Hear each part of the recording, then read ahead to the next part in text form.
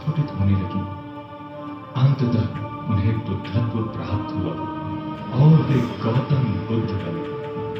बैठे हैं तथागत तरुवर की छाया में, ध्यान में लीन सत्य की राह में। ज्ञान ज्योत जलाकर हर भय समाप्त किया। एक राजकुमार ने सन्यासी बन बुद्धत्व को प्राप्त किया।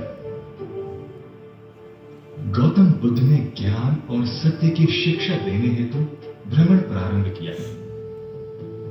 गया से वे सारनाथ पहुंचे। सर्वप्रथम उन्होंने अपने उन 5 साथियों को दीक्षा दी और संघ की स्थापना की। बुद्ध आजीवन घूम घूम कर सत्य का प्रकाश फैलाते रहे। अपनी यात्रा के दौरान जब वे मगध पहुंचे, तब महाराज बिंबिसार ने वेणुमन उन्हें उपहार स्वरूप अर्पित किया। उसके बाद वे कपिलवस्तु पहुंचे, जहां पर उन्होंने अपने पुत्र सहित समस्त परिजनों को बौद्ध धर्म की दीक्षा दी। लगभग 45 वर्ष तक लगातार धर्म प्रचार के पश्चात वे अपने शिष्यों के साथ कुशीनगर पहुंचे।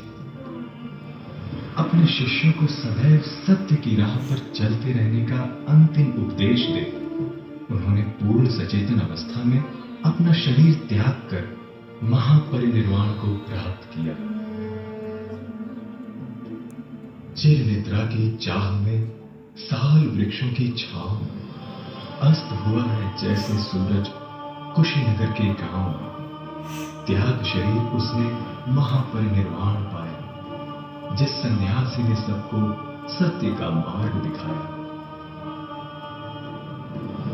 आज भी विश्व भर में बौद्ध विहारों, मंदिरों और संग्रहालयों में गौतम बुद्ध के पवित्र अवशेष सुरक्षित रखे हुए हैं। बौद्ध धर्म के अनुयायी इन्हें परम श्रद्धा भाव से पूजते हैं।